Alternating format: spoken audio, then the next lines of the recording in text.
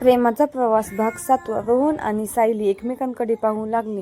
तो मुखवटा घातलेला माणूस कोण होता? वृद्ध माणूस सायलीला कोणतं गुपित सांगणार होता? आणि सायलीच्या कुटुंबाच्या भूतकाळात नेमकं काय घडलं होतं? खोलीत काही क्षण शांतता पसरली होती. वृद्ध माणसाने खोल श्वास घेतला आणि सायलीकडे पाहत म्हणाला, सायली, आता तुला सत्य सांगण्याची वेळ आली आहे. पण हे सत्य ऐकल्यावर तुझं आयुष्य कायमचं बदलून जाईल. सायलीच्या डोळ्यात भीती स्पष्ट दिसत होती. काका, तुम्ही कोण आहात आणि माझ्या कुटुंबाबद्दल तुम्हाला इतकं कसं माहीत आहे? वृद्ध माणूस शांतपणे म्हणाला, मी तुझ्या वडिलांचा खूप जवळचा मित्र होतो.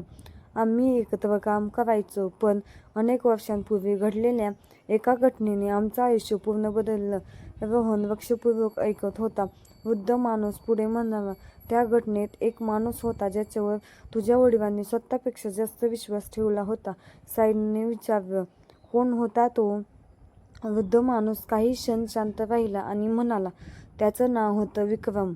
हे नाव ऐकताच खोलीत पुन्हा शांतता पसरली. विक्रम सुरुवातीला आमचा मित्र होता, पण पैशाच्या आणि जमिनीच्या वादामुळे त्याच्या मनात सूड निर्माण झाला. एक दिवस तो अचानक गायब झाला आणि त्याच दिवसापासून तुझ्या कुटुंबावर संकट सुरू झाली. सायलीच्या डोळ्यात पाणी आलं. म्हणजे आज जे काही घडत आहे त्याचा संबंध विक्रमशी आहे. वृद्ध माणूस उत्तर देणार इतक्यात अचानक संपूर्ण बंगल्याची वीज गेली. सगळीकडे अंधार पसरला. वरच्या मजल्यावरून कोणीतरी धावत असल्याचा आवाज आला. रोहनने मोबाईलचा टॉर्च सुरू केला. ते तिघे वर धावत गेले. खोलीत एक जुना मोबाईल पडलेला होता. रोहनने तो सुरू केला. स्क्रीनवर एक व्हिडिओ दिसू लागला. मुखवटा घातलेला माणूस म्हणत होता, जर तुम्ही हा व्हिडिओ पाहत असाल तर तुम्ही सत्याच्या अगदी जवळ पोहोचला आहात. पण लक्षात ठेवा, प्रत्येक सत्याची एक किंमत असते. अचानक व्हिडिओ बंद झाला. त्याच क्षणी बाहेरून कारचा आवाज आला. रोहन धावत बाहेर गेला, पण काळ्या रंगाची कार अंधारात गायब झाली होती.